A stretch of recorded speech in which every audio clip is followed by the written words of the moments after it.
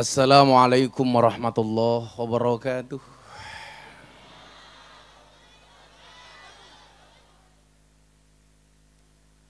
Alhamdulillahil qail. A'udzu billahi samil alimi minasyaitonir rajim. Bismillahirrahmanirrahim. Wa kullan naqussu 'alaika min amba'ir rusuli ma nuthabbitu bihi fuadak. Allahumma salli wa sallim wa barik ala hadan nabiyil karim sayyidina wa maulana Muhammadin wa ala alihi wa ashabil mujahidin at-tahirin. Rabbi shrah li sadri wa yassir li amri wahlul 'uqdatam min lisani yafqahu qawli. Amma ba'du.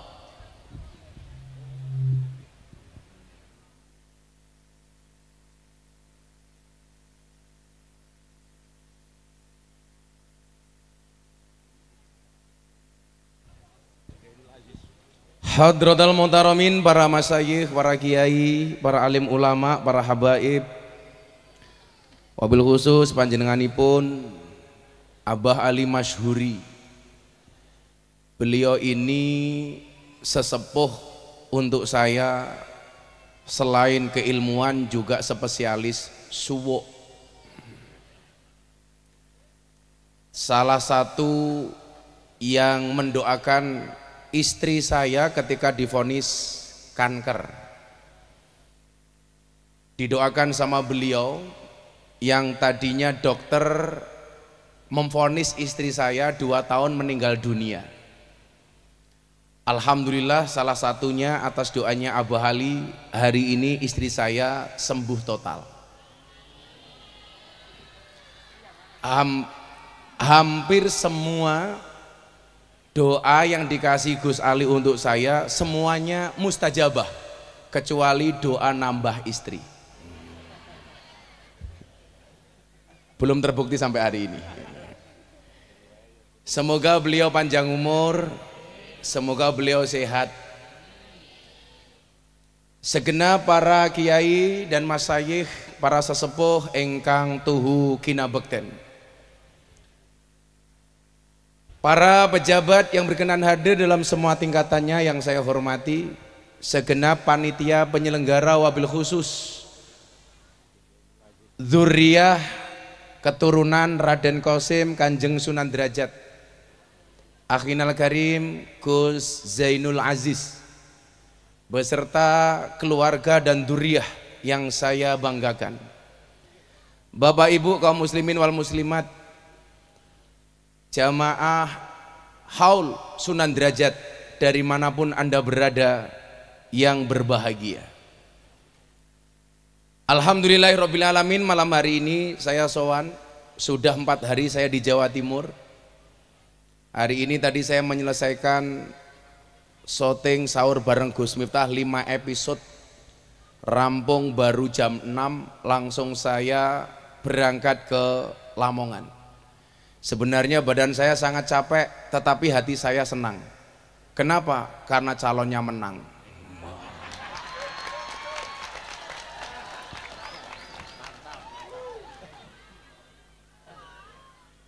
Ada 2 perasaan yang kemudian ketika saya harus sowan Kanjeng Sunan Derajat. Yang pertama, sebenarnya perasaan malu. Orang seperti kita harus matur tentang kewalian seorang Kanjeng Sunan Derajat.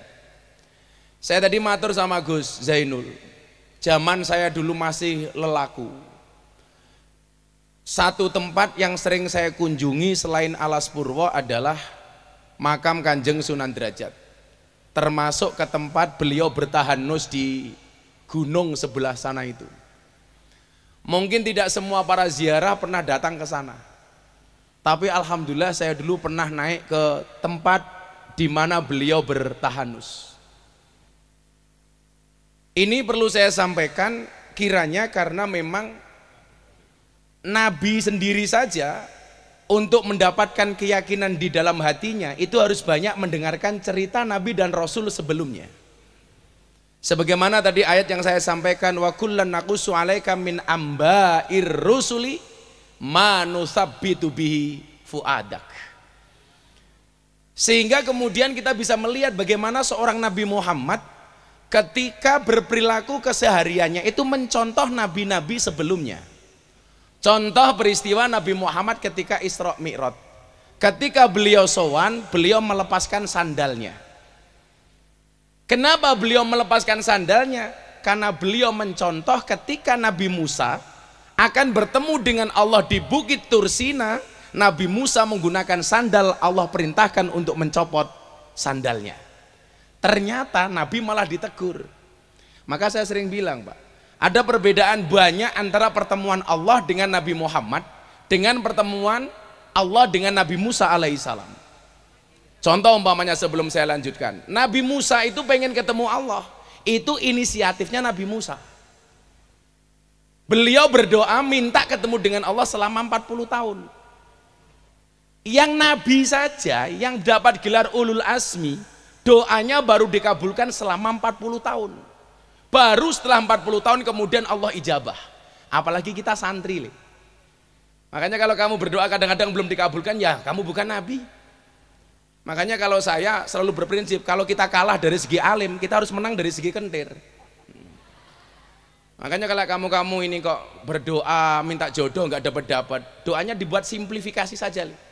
Ya Allah, izinkan aku menjadi imam sholat baginya. Namun bila tidak engkau izinkan aku menjadi imam sholat baginya, izinkan aku untuk menyolatkannya.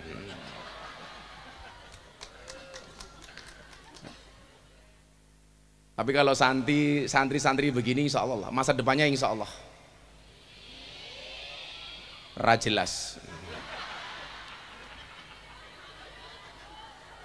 Santai wele.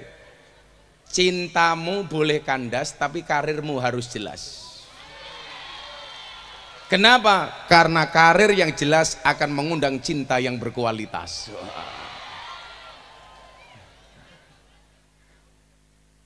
Betul Bu? Saya kemarin matur tempatnya Abah Ali.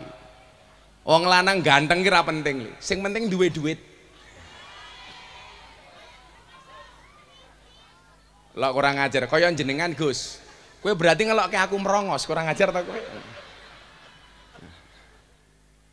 Jadi ngeten Mbah, santri saya itu tanya lucu banget. Bah, kenapa di surga itu ada bidadari nggak ada bidadara? Kita nggak pernah mendengar istilah bidadara. Kenapa selalu bahasa bidadari? Ternyata orientasi laki-laki dan perempuan itu yang membedakan kenapa kemudian di surga itu ada bidadari nggak ada bidadara. Kenapa di surga itu nggak ada bidadari nggak ada bidadara? Karena orientasi laki-laki dan perempuan itu beda, Pak. Laki-laki itu semakin kaya dia semakin butuh perempuan.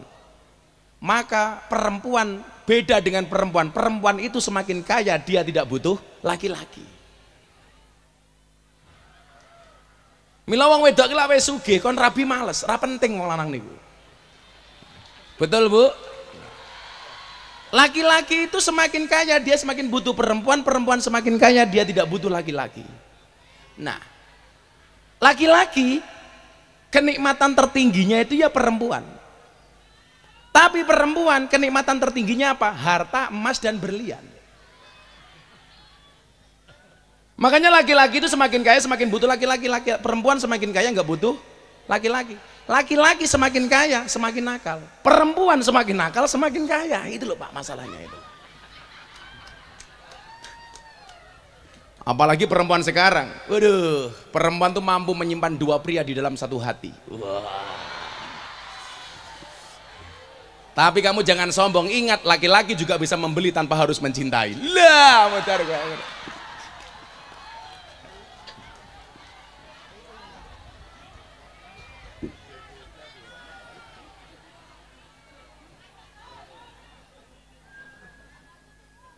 Saya ini pengen menceritakan Nabi Musa dicontoh oleh Nabi Muhammad itu termasuk nanti pada akhirnya saya mau cerita. Di awal dulu ketika kontroversi saya ceramah di klub malam itu dasarnya apa? Apa korelasinya dengan Kanjeng Sunan Derajat itu mau saya sampaikan Pak. ujungnya nanti ke sana lah. Nah, Nabi Musa itu 40 tahun nih baru diterima. Makanya ya awake dhewe lak ndonga bertahun-tahun baru dikabul gitu ya biasa-biasa saja. Maka kemudian Ibnu Athaillah mengatakan apa? La yakun ta'akhuru amadil ata'i ma'al ilhai fid du'a mujiban liyaksika. Fahuwa duminalaka al ijabah. Jangan sampai keberadaan doamu, keterlambatan doamu dikabulkan oleh Tuhanmu menjadikan kamu berputus asa. Kenapa? Karena fahuwa duminalaka al ijabah. Karena dia Allah pasti akan mengabulkan doa-doamu. Itulah alasan Pak, kenapa saya olahraga itu paling suka. 1 nge-gym, 2 sepedaan. Saya kalau sepedaan Pak, Jogja Sragen PP saya kuat Pak. 200 kilo saya sepedaan kuat. Karena bagi saya orang berdoa itu seperti orang bersepeda. Cepat atau lambat pasti sampai tujuan. Maka teruslah berdoa walaupun doa-doamu belum dikabulkan. Cuman pesan saya satu, kalau bersepeda tetap berhati-hati di jalan. Kenapa? Karena jatuh di aspal tidak seindah jatuh di pelukan mantan. Ya.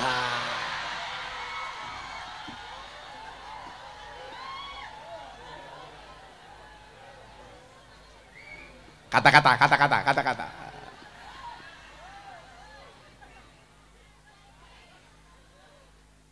Ya bocah hadrah itu.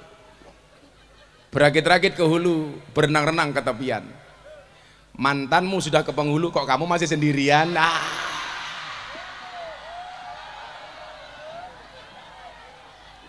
Kalau Nabi Musa itu ketemu Allah atas permintaan Nabi Musa, sementara Nabi Muhammad itu ketemu Allah atas perintahnya Allah. Jadi kalau Nabi Musa itu mengajukan, Nabi Muhammad itu diundang Pak. Tentunya orang yang minta diundang sama berangkat sendiri sama yang diundang itu kan beda. Gini apa mbatan Bu? Kalau kita mengajukan untuk ketemu dengan Pak Jokowi dan kita dipanggil Pak Jokowi itu kan beda. Kayak hari ini orang mengajukan pengen bertemu dengan Pak Prabowo. Nah, sementara kalau Gus Miftah itu tidak minta ketemu tapi dipanggil. Cie. Ya beda itu loh, beda. Kayak Abah Ali ini berangkat ke Jakarta atas undangan dari presiden, dengan saya berangkat atas inisiatif saya. Ini mesti beda. Ya padha karo mangkat pengajian beginilah. Sing diundang karo mangkat dhewe iki ya sangune beda kok. Lah bocah hadroh ketoke njaluk diundang ketok iki ketok. Ora apa-apa le. Bocah hadroh insyaallah keren. Alah bocah hadroh modale mung sarung, jawaban. Aja mok delok sarunge tapi deloken ilmune goblok gitu lho sih.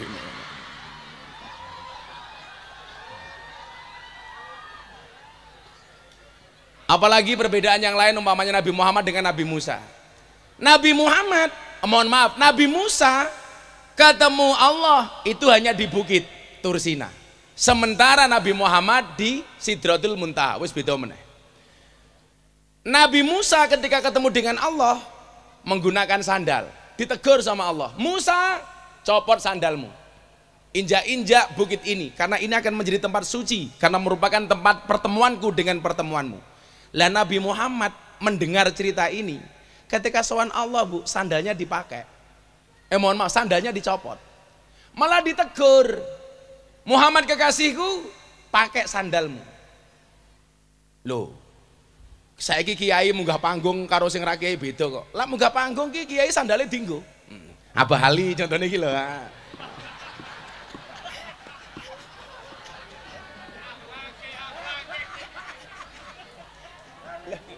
Lho lah kayak kita harus dicopot lah. Abah Ali ora apa-apa itu loh. Kok Abah Ali rawuh tenggone panjenengan, sandalnya mau dicopot, ampun Mbah diasto mawon diagem mawon sandale. Nggih ta? Lah awakmu sing teko, copot beda, Bro. Kualitas iki lagi beda ngono. Jadi Nabi Musa itu disuruh mencopot sandal, Nabi Muhammad suruh menggunakan sandal. Maksud saya apa? Seorang nabi sekalipun itu butuh diceritakan kisah-kisah nabi-nabi sebelumnya. Tujuannya untuk apa? Tujuannya adalah manusabbitu bi fuadak. Supaya atine ki luwih yakin. Lah kaya awake dhewe niki nyuwun sewu, butuh datang terhadap hal-hal para masyayikh, para kiai, terlebih para wali. Itu sama tujuannya. Manusia bitubi fuadak dalam konteks yang lebih kecil. Sehingga kemudian apa? Kalau Habib Lutfi mengatakan sama kita dulu begini, salah satu hal itu dilaksanakan selain wayud karufihi manakibul mutawafa. Makanya tadi sebelum saya sowan sama Abah Rawuh, itu kan tadi pasti ada di dalamnya apa cerita tentang perjalanan Sunan Derajat. Karena ini bagian dari wayud karu fihi manakibul mutawafa. Selain itu apa? Hal ini sebenarnya dilaksanakan dalam rangka menumbuhkan rasa apa? Rasa malu. Rasa malunya siapa? Rasa malu yang hidup kepada yang mati. Yang mati saja mohon maaf masih bisa membahagiakan sekian banyak orang. Mosok awake dhewe urip ora iso gawe seneng marang liyan. Coba gara-gara haulnya Sunan Derajat, nggak usah haulnya lah, yang kulayaum kita bisa saksikan keberadaan makam beliau. Bagaimana kemudian kita tidak malu? Yang sudah sowan sama Allah masih bisa memberikan sekian banyak kebahagiaan, yang mati membahagiakan yang hidup. Lah mosok awake dhewe sing urip kok gawe susah sing urip. Contohnya sing gawe susah niku sinten? Cetha kalah ora trimo. Lah niku termasuk niku. Gawe susah niku. Lah wong rakyate wis trimo.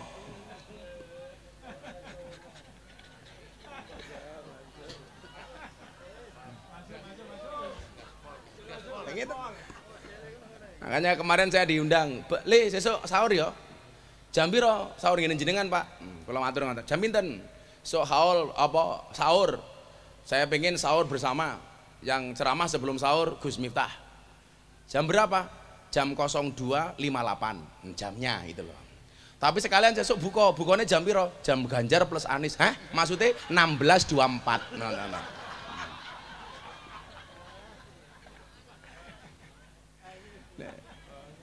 Coba gara-gara makamnya Sunan Derajat menumbuhkan rasa malu seperti apa? Sekian banyak manfaat yang beliau berikan. Kalau matur kali Abah, ternyata menurut Gus Zainul benar. Luar pulau itu yang paling banyak ziarah ke Jawa, itu ya Lampung. Kebetulan Lampung itu tempatnya bapak ibu saya. Mbah saya itu Ponorogo. Tadi saya di jalan matur sama Gus Adim. Saya itu secara kultur lebih nyaman tinggal di Jawa Timur. Karena mbah saya itu Ponorogo. Yang kemarin Abah Ali bilang, "Le, kowe Mbah Ilyas." Nggih. Jadi kalau saya urutkan dari bawah itu Miftah Maulana Habibur Rahman punya bapak namanya Kiai Muhammad Murodi, punya bapak Muhammad Boniran, Muhammad Usman Jalal Iman Karyonawi Madarum, Kiai Ilyas, Mbah Muhammad Besari. Jadi urut ke-8 dari Mbah Ilyas, urut ke-9 dari Mbah Muhammad Besari. Ini saya pikir perlu kita kampanyekan, wong Jawa ki kudu ngerti nasabe. Sehingga kita tidak kalah ketika berbicara soal keturunan dengan kawan-kawan kita habaib umpamanya. Loh, habaib saja itu diminta tes nasab, tes DNA. Apalagi kita orang Jawa gitu loh. Oh, kurang gawean meneh niku. Kurang gawean niku. Lah kula nyuwun sewu, bukan kalau saya dalam konteks kita orang Jawa sendiri. Itu penting. Makanya tadi saya matur sama Gus Zainul, "Gus, urut pinten?" Urut 14. Itu lumrah, Pak. Karena saya sampai Mbah Muhammad Besari saja nomor 9. Mbah Muhammad Besari itu punya bapak namanya Mbah Anom Besari, makamnya di Caruban. Yang istri beliau itu seorang syarifah, namanya Nyai Ruqayyah. Mbah Anom Besari punya bapak namanya Abdullah Mursad, makamnya di Kediri. Abdullah Mursad punya bapak namanya Raden Demang, punya bapak namanya Pangeran Demang, punya bapak namanya Susuhunan Wirasmoro, punya bapak namanya Panembahan Praworo, punya bapak namanya Sultan Trenggono, punya bapak namanya Raden Patah, punya bapak namanya Prabu Brawijaya. Minimal sampai Prabu Brawijaya saya masih hafal. Urutan ke-18 sampai saya. Prabu Brawijaya itu ciri-cirinya rambutnya gondrong, wongeng ganteng.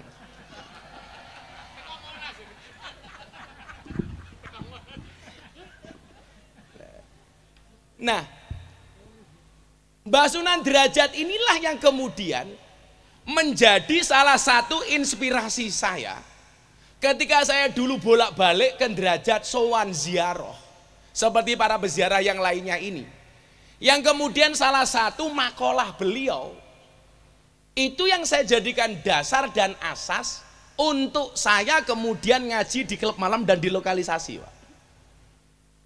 Coba, kan salah satu kritikan orang-orang Wahabi itu begini, Pak. Kenapa Wali Songo itu tidak banyak meninggalkan manuskrip dan kitab? Enggak, maksud saya banyak wali yang tidak punya itu. Padahal kalau kita kaji, minimal makalah-makalahnya para wali itu banyak, termasuk Kanjeng Sunan Derajat. Termasuk 7 kalimat yang sering kita pakai itu. Nah, salah satu dasar yang kemudian membuat saya memberanikan diri untuk masuk ke tempat-tempat yang dianggap orang tidak pantas, salah satunya adalah apa yang pernah disampaikan oleh Kanjeng Sunan Derajat yang sering kita dengar. Apa Willy? Mene ono teken marang wong kang wuta, mene ono mangan marang wong kang luwe. Mene ono busana marang wong kang wuda, mene ono ngiyup marang wong kang kudanan. Yang dulu kemudian saya terjemahkan begini ketika saya masuk ke klub malam. Menyalakan lampu itu di tempat yang gelap, menyapu itu di tempat yang kotor. Itu terjadi tahun berapa, Pak? Tahun 1999 ketika pertama kali saya ke Jogja. Saya beranikan untuk masuk ke satu tempat yang paling menyenangkan di Jogja, namanya Market Flower atau Pasar Kembang. Disingkat Sarkem. Loh, saya bukan alumni. Aku kiai ini goblok kok alumni gitu. Nah, ternyata apa yang disampaikan Kanjeng Sunan Derajat kalau kemudian kita tilik dengan hadisnya Nabi, itu kan selaras dengan wallah fi aunil abdi maka nal abdu fi auni akhi. Allah akan menolong hambanya manakala sang hamba mau menolong saudaranya. Atau kemudian dalam hadis lain kita melihat ahabun nas ilallahi anfa'uhum linnas wa ahabul a'mali ilallahi sururun tudkhiluhu ala muslim. Maka disitulah kemudian saya melihat cara dakwah dan polanya Kanjeng Sunan Derajat itu kalau kita lihat secara ilmiah, yang beliau lakukan itu adalah pola dakwah yang humanisme religius. Apa le? Humanisme religius. Aku ki jeneng kon ngaji rada ilmiah jane aku iso. Ning mesti malah wong ki ra seneng karo aku ngono lho. Wong soalé wong seneng karo aku iki mergo kentir gitu lho. Ora mergo aku pinter ngono lho. Kula niku nganu nggih. Kula niku bersyukur. Kula niku bola-bali matur kali Abali. Jadi bocah-bocah santri sing goblok niku jane jangan insecure lah, jangan underestimate. Harus percaya diri. Nyatane mbiyen aku mondok cah 40, sing paling goblok sak kelas ki aku lho. Lho tenan. Tapi cah 40 kuwi sing dadi kiai mau ngaku dhewe.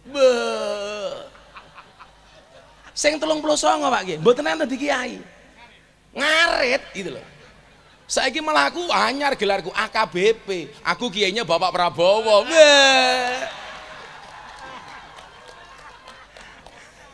Menang ki bebas.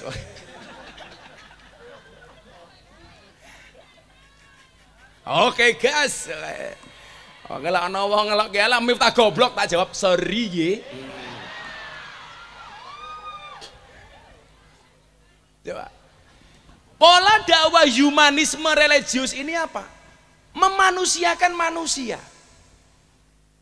Bagaimana orang di daerah Paciran, Lamongan dan sekitarnya akhirnya menyerahkan dirinya untuk menjadi seorang muslim. Itu ketika merasa eksistensinya dihargai sebagai manusia oleh Kanjeng Sunan Derajat. Karena memang esensi beragama itu adalah memanusiakan manusia. Sementara kelompok-kelompok yang keras itu pola dakwahnya berbeda dengan apa yang dilakukan oleh kita yang mencontoh Kanjeng Sunan Derajat umpamanya. Kalau Kanjeng Sunan Derajat itu pola dakwahnya humanisme religius, sementara kelompok mereka rata-rata dibalik religius humanisme, lebih mengutamakan pendekatan agamanya dibandingkan sisi kemanusiaannya. Nah, karena yang digunakan oleh Kanjeng Sunan Derajat itu humanisme religius, itu sesuai apa yang disampaikan oleh Al-Quran ketika menyampaikan tentang pola dakwahnya Kanjeng Nabi. Apa itu? Wa ma nursilul mursalina illa mubasyirina wa mungdzirin. Lah dakwahnya orang NU dalam hal ini dicontohkan oleh Kanjeng Sunan Derajat, lebih mengutamakan mubasyir dibandingkan mundir. Makanya orang kayak Abah Ali ini nyenengke karena mubasyir. Kowe pengen warungmu laris, wah golek pelayan sing ayu sing susune gede.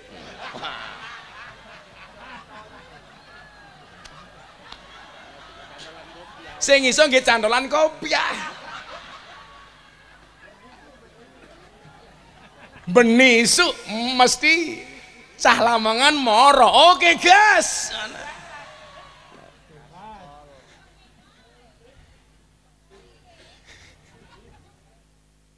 Nah, loh saya ingatin Pak, ngapunten nggih. Kan ada pertanyaan begini, Gus, dari sekian tokoh nasional itu orang anu sing paling nekat belajar ngegas dari pertama dukung capres itu Gus Miftah, dan itu diakui sama semua orang. Itu mohon maaf, kalau ngomong soal reputasi itu ancaman bagi saya Pak. Itu akan mengganggu reputasi saya sebagai seorang mubalik. Apa mana kok jagone kalah, wah iso modar aku Pak gitu loh. Tapi dari awal kemudian saya menyampaikan begini, yang tidak setuju kiai ngawal capres itu mesti orang fasik. Kemungkinan dua hal. Satu, orang fasik, orang jahat. Kenapa? Karena kalau ada kiai kayak Abah Ali ini berada dekat dengan calon presiden, maka otomatis pintu orang fasik untuk mendekat capres itu menjadi tertutup. Tapi kalau orang baik tidak mau dekat dengan capres, otomatis orang fasik akan mendekat. Kemudian yang nggak terima siapa? Yang kedua, pasti orang yang beda pilihan dengan kita. Lah podo, apik Gus. Lah beda, kiai kok dolanan capres. Gitu? Loh, ini udah gak kampanye lagi, rugi saya kampanye wis menang kok kampanye gitu. Ini kan tahadus bin nikmah. Idkhalus surur. Ketoke sing ra trimo ketoke pendukungnya sing kalah ketoke gitu loh.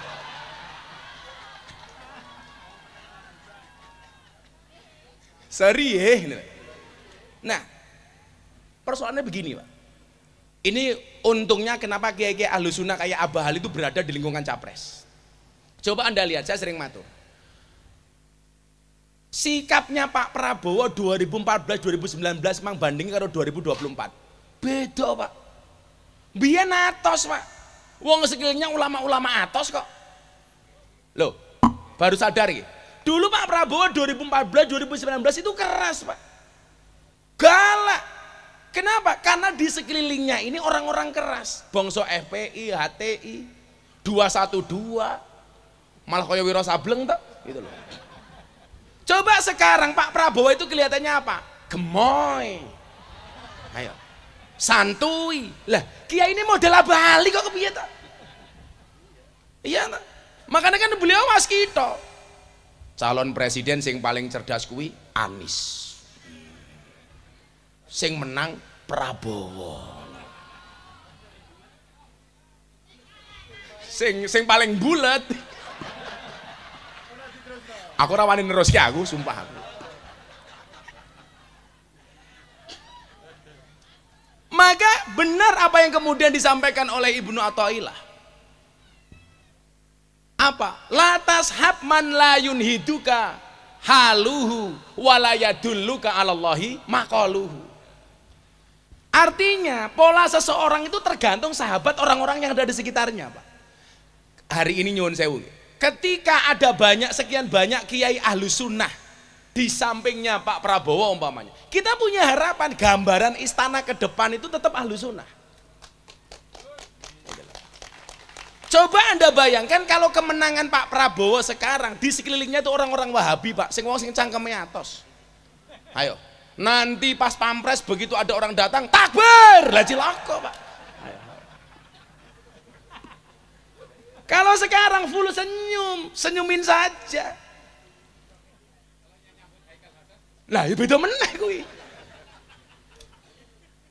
Makanya saya bilang ketika saya acara gerakan moderasi bersama tokoh-tokoh Hindu di Bali, Allah itu ketika kita berbicara keadilan, konsepnya apa? Wadu'u syai'in fi mahalli, meletakkan segala sesuatu sesuai dengan porsinya. Contoh bentuk keadilan Tuhan kepada Indonesia niku napa? Menempatkan pulau seindah Bali dengan mayoritas orang non-Islam yang ada di dalamnya. Sehingga Bali bisa berkembang, Pak. Maju. Wong nganggo sempak kotangan tok, monggo. Sumur susune dijemur, monggo. Loh. Coba Anda bayangkan kalau pulau seindah Bali itu di dalamnya orang Islam yang keras-keras, Pak. Begitu ning Pantai Kuta ndelok wong sempakan kotangan tok. Takbir! Mulai ning Australia, Pak, bule nih. Loh, kalau saya sama Gus Zainul lihat seperti itu bukan takbir, Pak, traktir. Nah, maksud saya ini selaras dengan humanisme religius yang pondasi dan asasnya itu sudah diletakkan oleh Kanjeng Sunan Derajat. Makanya saya dulu santai saja ketika masuk. Saya yang sering cerita itu. Saya itu kan dulu masuk ke lokalisasi itu, Pak, setiap malam Jumat, Pak. Setiap malam Jumat saya datang ke musola. Musola itu saya kasih nama MTS, Musola Tengah Sarkem. Wes, pokoknya saya sholat di situ, wirid, matehai untuk mbak-mbak londe, Al-Fatihah itu, guys. Sampai akhirnya malam ketiga, preman terbesar di Jogja waktu itu almarhum Gunardi Joko Lupito dengan membawa senpinya itu datang ke saya, Pak, begini. Gue macam-macam tak pateni. Ya karena otomatis apa yang saya lakukan mengganggu stabilitas mereka di dunia kemaksiatan. Namanya gunjek. Gue macam-macam tak pateni. Saya cuma matur, Om, kasih saya kesempatan. Toh saya hanya mendoakan mereka, salah saya di mana? Ya wes, terus no. Sampai akhirnya malam ke-7, Jumat ke-7 saya datang. Yang ngikuti saya dari belakang bukan lagi preman, mbak-mbak begenggeknya ini. Begitu saya masuk musola, yang kemarin saya renovasi, Pak. Sekarang musola saya kasih karpet bagus, saya ganti atap, saya cat, ganti keramik, macam-macam. Akhirnya dari situ mbak-mbak ini beberapa PSK datang mengikuti saya masuk ke musola ini. Saya biasanya kalau sholat malam, surat pendek atau Fatihah yang saya baca itu pasti sir. Karena di belakangnya ada mbak-mbak begenggek ini. Tapi demi Allah, Pak, saya ngaji sama mereka sudah 20 tahun lebih. Sekalipun saya nggak pernah manggil mereka di hadapan mereka begenggek atau londe, itu nggak pernah. Kan nggak mungkin, mbak-mbak para londe rahimakumullah, kan nggak mungkin. Jelas nggak mungkin. Atau Allah umruhum munak jilaka. Saat itu begitu saya baca Fatihah, kok mereka di belakang saya kok ikut mendengarkan nyemak orang sholat. Akhirnya bacaan surat yang saya baca secara sir itu saya baca secara jahar. Saya ingat betul waktu itu yang saya baca itu surat Al-Muzammil, kelingan aku. Setelah Fatihah saya baca, mereka mendengarkan. Ya ayyuhal muzammil qumil laila illa qalila nisfahu wa winqus minhu qalila au zid alaihi warattilil qur'ana tartila inna sanulqi alaika qawlan saqila. Yang kemudian membuat saya ternyuh apa? Mereka yang dianggap ahli maksiat mendengar tartil Quran nangis, Pak. Krungu wong ngaji ki nangis, wallah mereka nangis. Kemudian saya lanjutkan di pertengahan ayat itu kan apa ya, pertengahan ayat cerita tengahane piye lali aku. Bukan pertengahan surat Al-Qur'an, ayat surat Al-Muzammil tadi itu. Inna nasyatal laili yashadu wat'aw wa qawamu qila inna laka fin nahari sabhan tawila wadhkur isma rabbika wa tabantal ilaihi tabtila Rabbul masyriqi wal maghribi la ilaha illahu fattakhidhu wakila wasbir ala ma yaquluna wahjurhum hajran jamila wadharni wal mukadzibina ulin na'mati wa mahilhum qalila. Di akhir ayat itu Allah kan mengatakan begini. Jadi begitu rakaat kedua saya lanjutkan, Pak. Saya ikut-ikutan nangis karena mbak-mbak di belakang saya itu nangisnya tambah kenceng deh. Begitu mereka nangis, saya ikut-ikutan nangis. Kenapa saya ikut-ikutan nangis? Apakah karena saya terenyuh ingat dosa? Ora, aku gengsi. Lah wong londe nangis masa aku ora. Jadi pertengahan ayatnya kan begini Pak itu. Inna rabbaka talamu. Ana sing hafal ora iki? Masa Al-Muzammil rapal.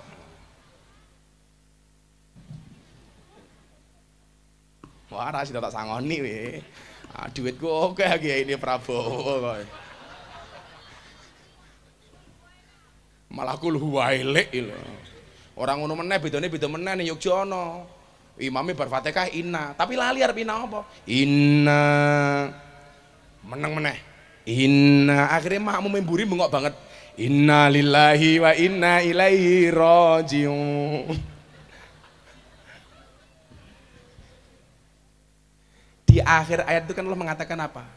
Wastaghfirullah, wastaghfirullah, innallaha ghafurur rahim. Nah, rampung sholat Pak, mbak-mbak ini nanya, Mas, jenengan iki wong kentir, mun malam Jumat kok moro ning lokalisasi. Muncul itulah kalimat pertama yang saya gunakan dari Kanjeng Sunan Derajat ketika mbak-mbak itu bertanya kepada saya.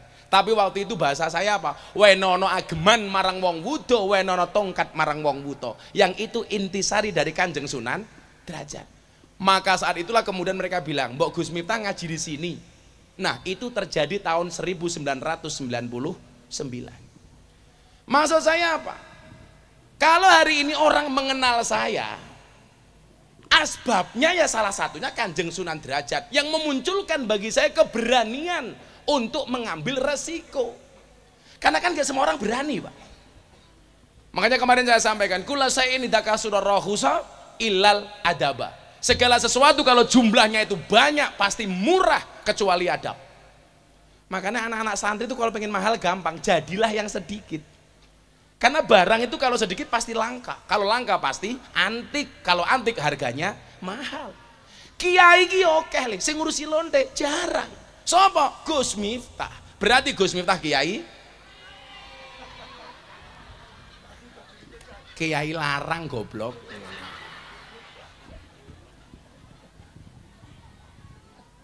Nah, makanya wingi pas kula bah ono undangan saka Kanjeng Sunan Derajat, memori saya tuh Gus langsung ingat ketika saya dulu masuk lokalisasi, karena itu yang saya jadikan dasar. Karena ketika berbicara apa yang disampaikan oleh Nabi, ahabun nas ilallah angfa'uhum linnas, menungso sing paling disenengi karo Gusti Allah sing paling oke manfaati. Wa ahabbul a'mali ilallah sururun tudkhiluhu ala muslim takshifu anhu kurbata. Lah kalau melihat makalah-makalahnya Kanjeng Sunan Derajat, itu rata-rata gawe seneng wong Pak, orang gawe susah. Pola dakwahnya yasiru digawe seneng, basiru digawe enteng, digawe mudah, digawe seneng. Mila nyopo, saya itu bangga banget jadi orang Ahlussunnah wal Jamaah, itu alasannya itu. Makanya kayak kemarin saya di Lampung mau dilaporkan sama orang-orang Wahabi gara-gara saya menuduh mereka yang enggak. Saya tuh punya kesimpulan, lak wong NU kon akur karo Wahabi kira do angel. Karena kaidah usul fikih mengatakan apa? Idza jatama'a bainal halal wal haram hulibal haram. Ora iso awake dhewe.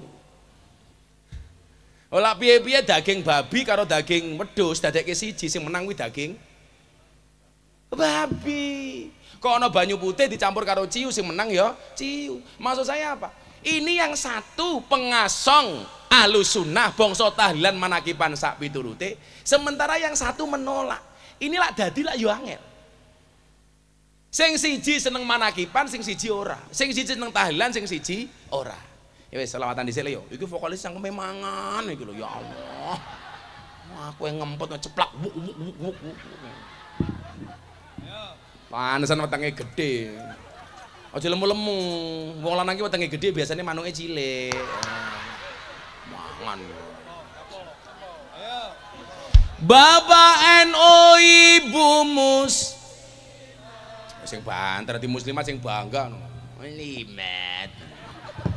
Bapak NU Ibu Mus Kakang Ansora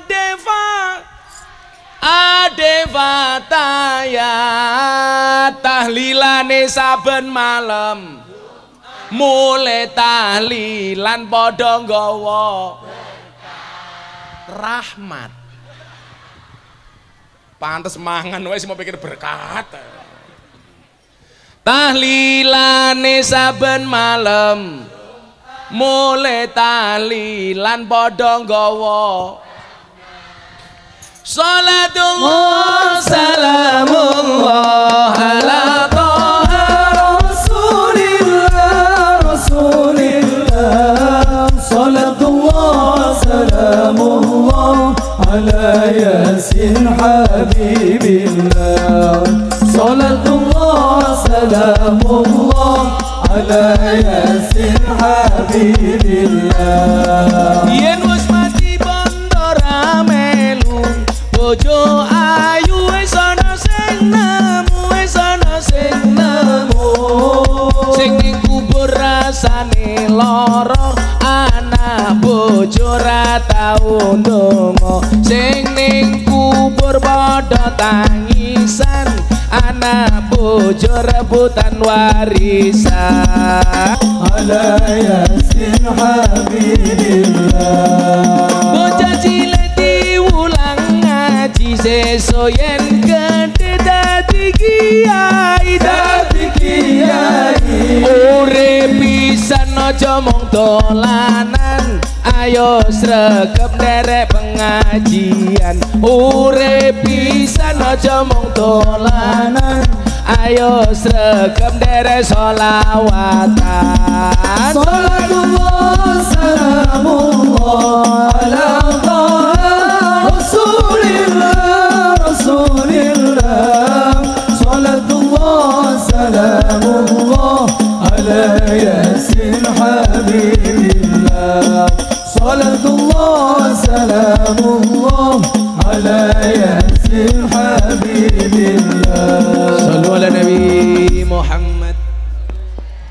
Dolan ning sawah dos ning kali kayu nangka digawe lemari Gosali gagah lan sregep ngaji akeh rondo sing njaluk di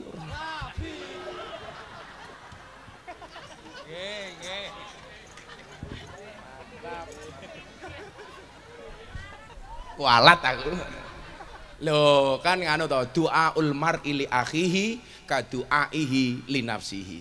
Dadi lek aku ndongake wong liya kuwi padha karo ndongake awakku dhewe. Neng aku ora wani. Lah sing gelem wah antri, Bro. Gantengnya kaya ngene kok. Tapi sorry ya, saya adalah laki-laki yang setia. Karena saya punya prinsip lelaki yang hebat bukan lelaki yang mencintai banyak wanita, tetapi mencintai satu wanita dengan banyak cara. Saya harus ngomong seperti itu. Kenapa? Karena direkam banyak kamera. Konangan bojoku modar, Pak. Halalah, ngalim-ngalime kiai. Dikitak bojone goblok dadak tak kandhane. Lawang Sayyidina Umar setan iblis demit wedi karo Umar. Beli aja wedi karo bojone kok.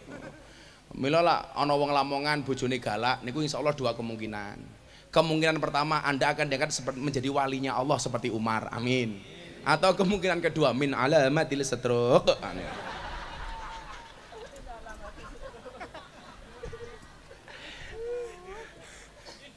Kiai kaya apa kaya kula dudu kiai. Wes, adalah bojoku galak ora jane bojoku iki. Mung bojoku iki ahli sejarah. Dadi lek sing lanang duwe salah pisan seumur hidup kelingan terus. Curhat mbahmu iki curhat itu. Karena perempuan itu karakternya kalau disakiti nggak pernah lupa, kalau menyakiti nggak pernah ingat. Nah, ciri-cirinya jibape coklat gitu misalnya.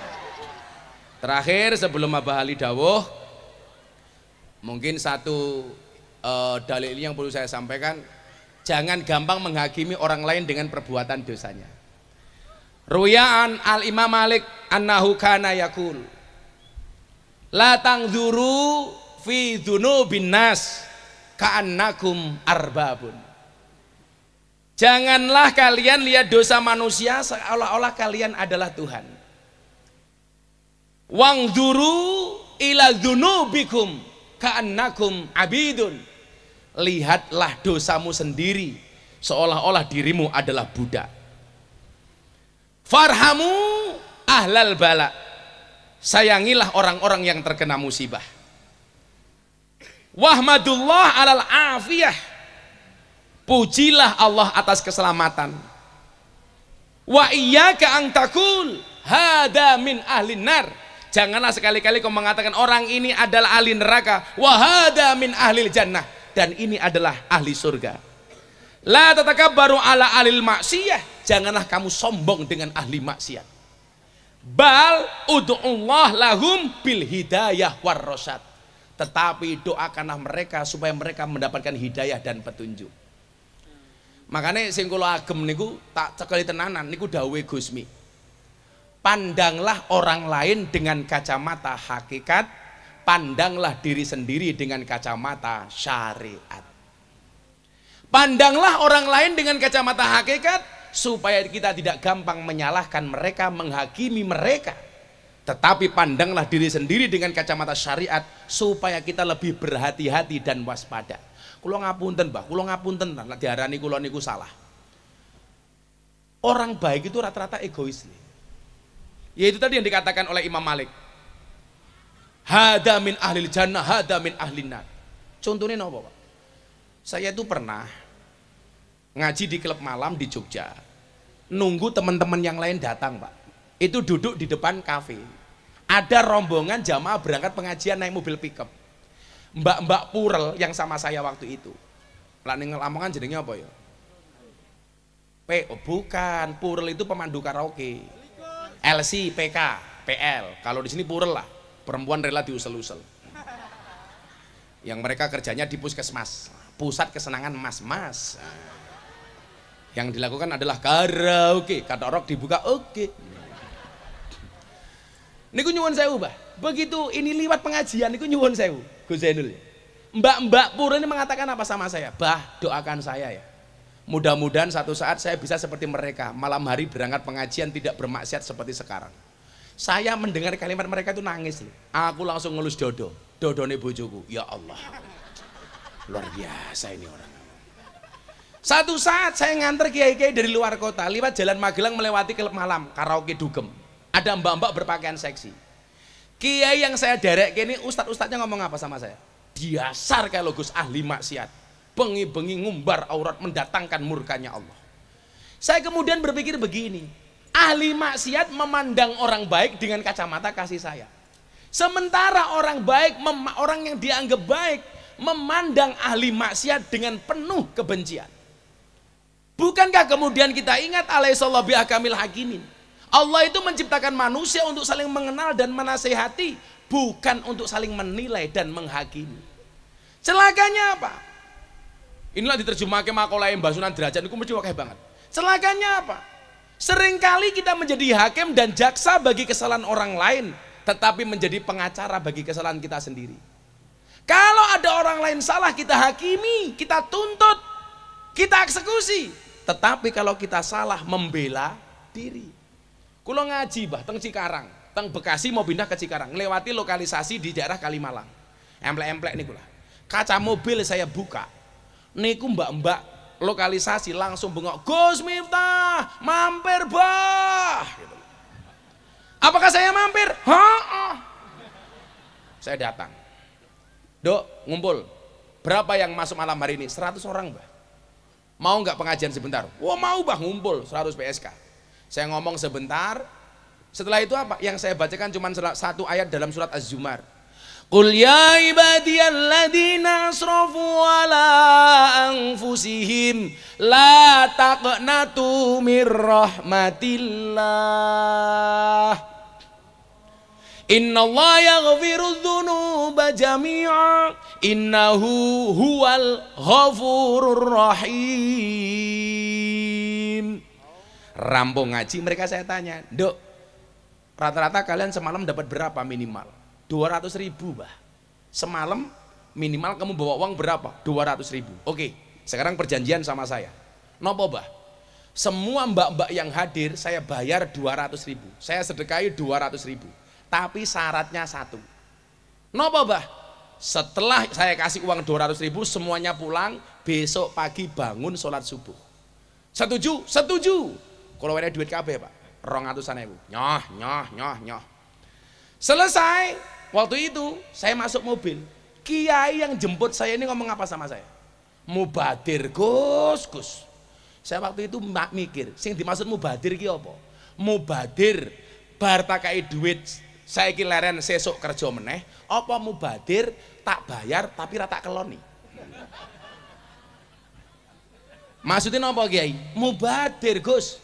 Saniki jenengan kayak duit mereka leren, toh mereka besok bekerja lagi. Kula nesu, Mbah. Kenapa saya marah? Bagi saya mohon maaf, orang berhenti maksiat 1 detik saja itu prestasi. Ini semalam berhenti maksiat Anda katakan mubadir, itu dari mana logikanya? Makanya kayak ibu-ibu derek pengajian Abah Ali dalu menika mangkat jam itu mulai jam 12 bengi. Selama pengajian belas ora paham. Napa ana manfaate? Ono. Minimal manfaat nggih bojomu ning omah. Karena selama kamu pengajian, suamimu terbebas dari penderitaan. Ono kok kepiye iki lho.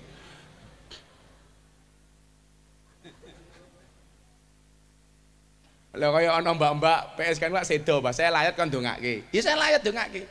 Mbah Mudine bengok. Nyuwun sewu para rawuh, almarhumah menika saya nomo awon, liyane belas rono sing mani jawab. Mergo dianggap PSK meninggalnya pas kebakaran di lokalisasi Sarkem. Kebakaran mati. Meneng kabeh. Kula bengok, saya nopo awon, saya nopo awon, rampung saya diprotes. Gus, niku PSK kok jenengan ditakoni saya napa jawab saya. Maksudnya napa? Kowe salah. Kenapa saya jawab saya? Karena kematiannya itu minimal membawa kebaikan untuk dirinya sendiri. Gara-gara dia mati wis ra nglonte meneh. Loh, nggih napa mboten Gus? Masuk bro, Kiai ini Prabowo aja. Kalau Gus minta Kiai ini Prabowo, Abah Ali tukang suwe Prabowo. Ini membawa kebaikan. Maling gue lo mati, tetap dijawab saya. Karena begitu dia maling, potensi kamu kehilangan menjadi berkurang karena sing maling wis mati. Nah, pola inilah yang saya maksud bahwa Kanjeng Sunan Derajat itu menggunakan pola dakwah humanisme religius. Kapan-kapan Gus, kula ajeng nulis babakan ini. Kebetulan saya baru kuliah S2 di 3 tempat. Saya kuliah di Jogja, di UIN Jogja S2 mengambil akidah filsafat. Saya kuliah S2 di Unisula Semarang, mengambil jurusan pendidikan. Saya kuliah S2 di UNES, Universitas Negeri Semarang, S2, mengambil jurusan pendidikan seni. Nah, nanti pas pendidikan itu saya mau nulis. Karena dulu skripsi saya itu berbicara tentang pendidikan yang menyenangkan. Lah, ini saya mau nulis humanisme religius by Sunan Derajat. Wow. Ya tagihan loh kayaknya. Malah tambah semangat aku. Jadi tahun ngarep aku wis kuliah S3. Wah, jadi sok Gus Zainul nyuruh aku wis Dr. Miftah Maulana Habibur Rahman. Lah saiki cukup prof, bukan profesor, provokator. Hanya Bapak Ibu, mari kita dengarkan mau idoh. Kalau ini baru mau idoh. Kalau ini cuma dongeng-dongeng saja dari Abah Ali.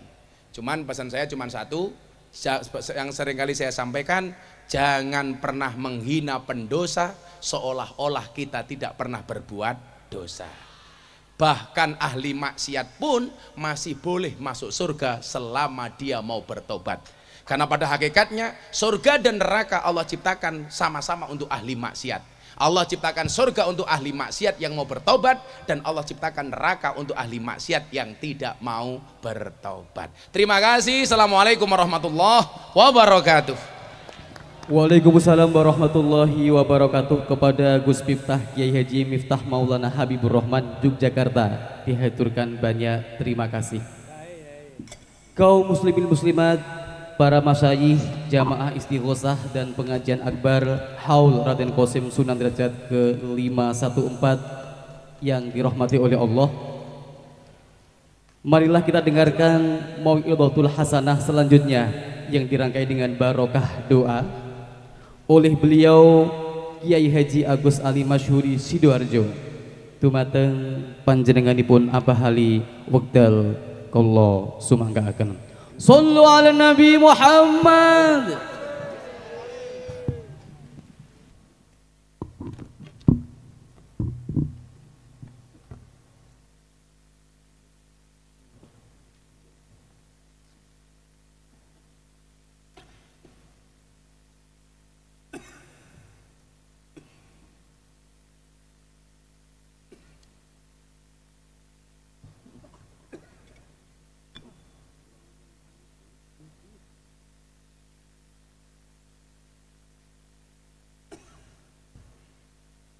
Assalamualaikum warahmatullahi wabarakatuh. Cek. Alhamdulillah. Alhamdulillahi haqqa hamdih. Allahumma salli ala sayyidina Muhammadinil Fatih lima ughliqa wal khatimi lima sabaq nasiril haqqi bil haqq wal hadi ila siratikal mustaqim wa ala alihi haqqa qadrihi wa miqdarihil azim. Ashabal fadilah, para kiai, para sepuh, bini sepuh, wabil khusus Gus Miftah, mugi-mugi tansah pinaringan sehat ingkang sangat kula mulyakaken saha kula hormati Bapak pejabat pemerintahan, ada Pak Wakil Bupati ingkang sangat kula mulyakaken saha kula hormati, hadirin sidang jamaah pecinta Rasulullah sallallahu alaihi wasallam yang hadir di malam yang penuh berkah. Monggo ngaji kali kula, tolong disiapno buku catatane.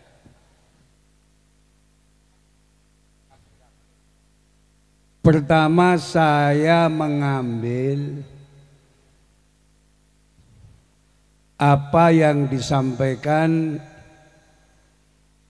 Imam Sufyan ibnu Uyainah, guru dari Syekh Ahmad bin Hambal dalam bidang hadis. Beliau punya satu tesis, inda dzikri sholihin tanzilur rahmah. Pada menyebut nama orang soleh, turunlah rahmat. Selang beberapa tahun, dawuh ini diperkuat oleh beliau Hujjatul Islam Al-Imam Abi Hamid Muhammad bin Muhammad Al-Ghazali. Yang dimaksud inda dzikri sholihin tanzilur rahmah, pada menyebut nama orang soleh turunlah rahmat. Bukan rahmatnya yang turun, tapi sebabnya rahmat yang turun. Awalnya rahmat adalah melaksanakan kebajikan. Sedang awalnya kebajikan adalah mencintai orang-orang soleh yang istiqomah melakukan kebajikan. Stop. Bisa dilanjut? Bisa dilanjut? Sabda ini diperkuat oleh apa yang disampaikan oleh salah satu tabi'in yang terkenal,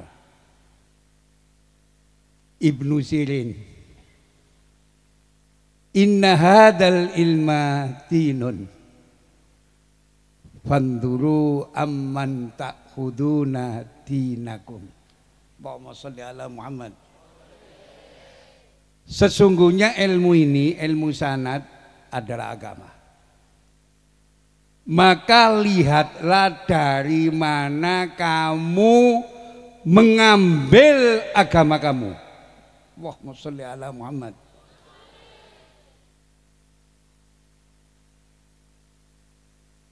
Dawuh ini sangat luar biasa. Dari mana kamu mengambil agama kamu? Ilmu ku nek sanate jelas, siji barokah, loro manfaat. Sunan Derajat bisa menjadi begini karena sanad keilmuannya jelas. Sunan Bonang dirubung wong sampai hari ini karena sanad keilmuannya jelas. Allahumma sholli ala Muhammad. Di Indonesia ini, cepet bisa lu. Ada 2 ulama besar yang mampu mewariskan sanad keilmuan yang sangat luar biasa. Catatan. Siji beliau Al-Arabillah Al-Makfurlah Kiai Haji Muhammad Khalil bin Abdul Latif Al-Bangkalani Madura. Yang kedua Mbah Soleh Darat Semarang. Kedua kiai ini umurnya relatif sama, mondoki bareng ke Mekah, gurunya sama, sehingga mampu mewariskan sanad keilmuan yang luar biasa. Supaya lengkap kajian di Khol malam ini, di tahun 1850 Masehi ada 2 ulama Indonesia yang sangat luar biasa. Pertama Kiai Haji Abdul Manan Diponegoro Termas Pacitan. Banyak Semakfut Termas. Allahumma sholli ala Muhammad. Yang kedua Imam Nawawi Al-Bantani. Rungokno. Rong kiai gede iki tidak dimiliki Malaysia. Tidak dimiliki Thailand, tidak dimiliki negara-negara Asia yang lain. Tapi asli produk ulama Nusantara, ulama Indonesia, wong Jawa, ketepatan adalah orang-orang Jamiah Nahdlatul Ulama. Allahumma sholli ala Muhammad. Bisa dilanjut. Tahun 1850 Malaysia belum punya intelektual semacam itu. Thailand belum punya, India belum punya.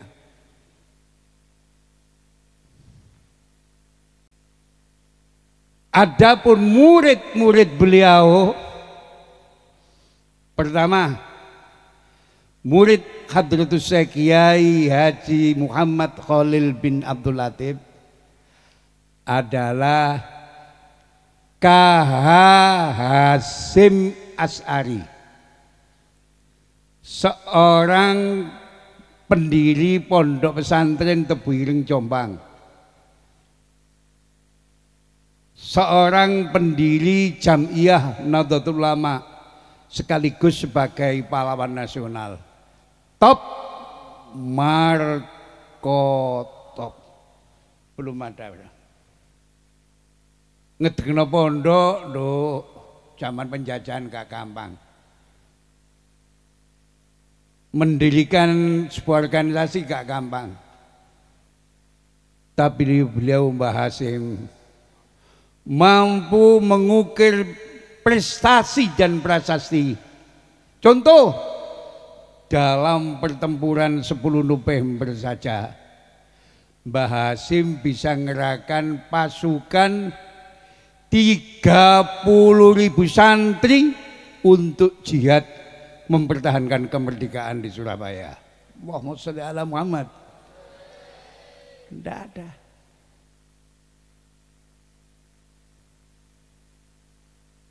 Ke selatan sedikit, di sana ada murid kesayangan beliau,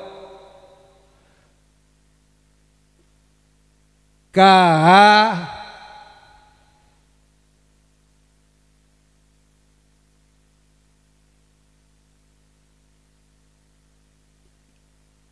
Kiai Dahlan.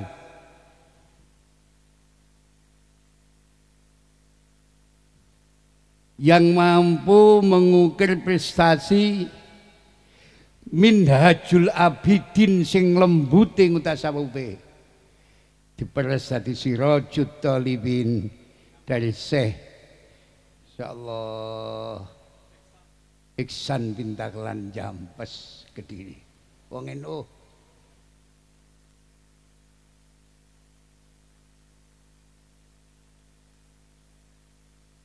Ngalor sedikit, di sana ada KH Wahab Hasbullah, seorang penggerak Jam'iyah Nahdlatul Ulama, pendiri Jam'iyah Nahdlatul Ulama, sebagai pendiri pondok pesantren Bahrul Ulum Tambak Beras Jombang. Allahumma sholli ala Muhammad.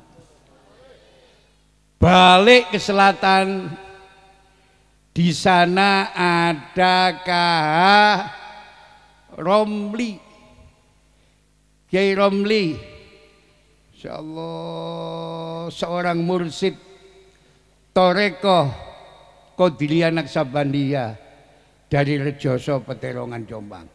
Ini murid tapi ketengan sekali. Ke timur sedikit, di sana ada KH Abdul Karim, insyaallah Sidogiri Pasuruan. Di sana ada KH Habib Abdullah bin Ali bin Hasan Al-Haddad Sangeng Bangil. Allahumma sholli ala Muhammad. Ke timur sedikit, di sana ada KH Sidik Jember. Rata-rata anak cucunya menjadi kiai-kiai besar di Republik ini. Ada Mahfud Siddiq, ada Ahmad Siddiq, insyaallah ada KH Ali Mansur, penggubah sholawat badar, itu Bani Siddiq semua. Ke timur sedikit ada KH Samsul Arifin, insyaallah. Balik ke barat, ke utara sedikit, daerah saya di sana ada KH Khodzin Buduran Panji Sidoarjo. Tatkala beliau Syekhona Khalil pulang dari Makkah Madinah, mendapat amanat dari Rasulullah Sallallahu Alaihi Wasallam untuk menyampaikan salam kepada beliau Kiai Khosin.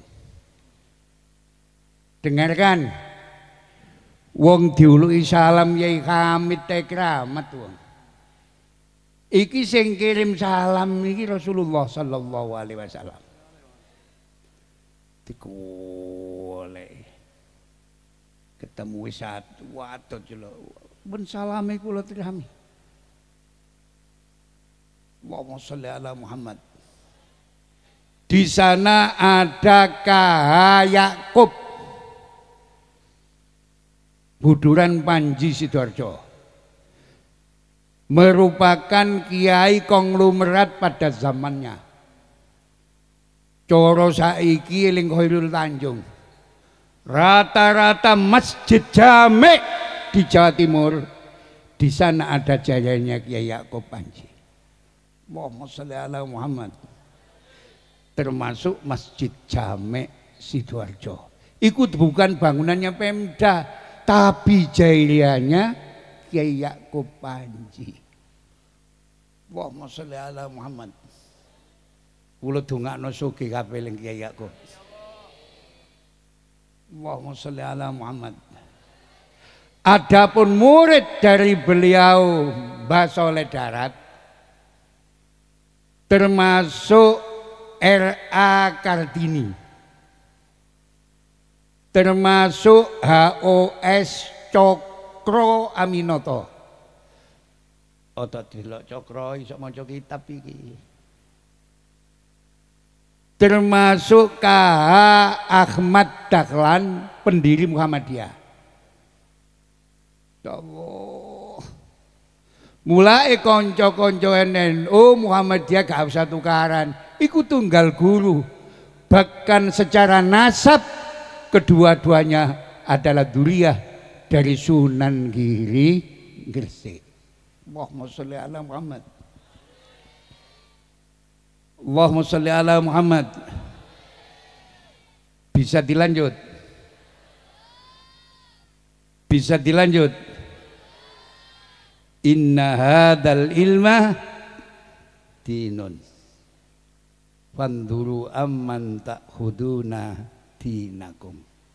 Sesungguhnya ilmu ini, ilmu sanad adalah agama. Maka lihatlah dari mana kamu mengambil agama kamu. Allahumma sholli ala Muhammad. Kalau yang diambil itu sanad ke ilmu jelas dari para wali-wali songo yang ada di negeri ini, sambung kepada beliau Rasulullah sallallahu alaihi wasallam. Gak usah tes DNA, nek sanad keilmuane sumber itu kono, insyaallah sambung dengan beliau Rasulullah sallallahu alaihi wasallam. Muga-muga tadi keterangan sing barokah, tadi keterangan sing manfaat. Niki kula wacae dongae sebab pidato nduk kholi wali kok ale tawa-tawa. Rata-rata wali-waline Allah mboten demen ngomong. Gak ono waline Allah gedabur sih gak ono. Mulai langsung kula dongani sampeyan namini nggih. Donga niki jenenge sholawat Badawi Kubra. Guru kula dawuh nek ana kampung diwacana shalawat iki insyaallah aman. Berkah, murah sandang, murah pangan, insyaallah penduduk itu tadi penduduk al-ibadah. Al-Fatihah. Bismillahirrahmanirrahim. Alhamdulillahirabbil alamin. Allahumma shalli wa sallim wa barik ala sayyidina Muhammadin nurid dat wa sirris sairil asma'i was sifat. Allahumma shalli ala nuril anwar wa sirril asrar wa tiryakil aghyar wa mitahi babil yasar Sayyidina Muhammadinil Mukhtar wa alihil adhar wa ashabil akhyar adada ni'amillahi wa ifdalih. Allahumma salli wa sallim wa barik ala sayyidina wa maulana Muhammadin sajaratil aslin nuraniyah wa lam'atil qabdatir rahmaniyah wa afdalil khaliqatil insaniyah wa asrafis suratil jismaniyah wa ma'dinil asrar rabbaniyah wa khazainil ulumil istifaiyah sahibil qabdatil asliyah wal bahjatis saniyah wa rutbatil aliyah manin darajatin nabiyyuna takhta liwaihi fahum minhu wa ilaihi wa salli wa sallim wa barik alaihi wa ala alihi wa sahbihi adada ma khalaqta wa razaqta wa amatta wa ahyaita ila yaumin tub'asu man afnaita sallim taslima walhamdulillahi rabbil alamin wa sallallahu ala sayyidina Muhammadin wa ala alihi wa sahbihi wa sallam walhamdulillahi rabbil alamin. Wassalamualaikum warahmatullahi wabarakatuh. Barokah doa kaping kalih kapimpin dening panjenenganipun Gus Jamang.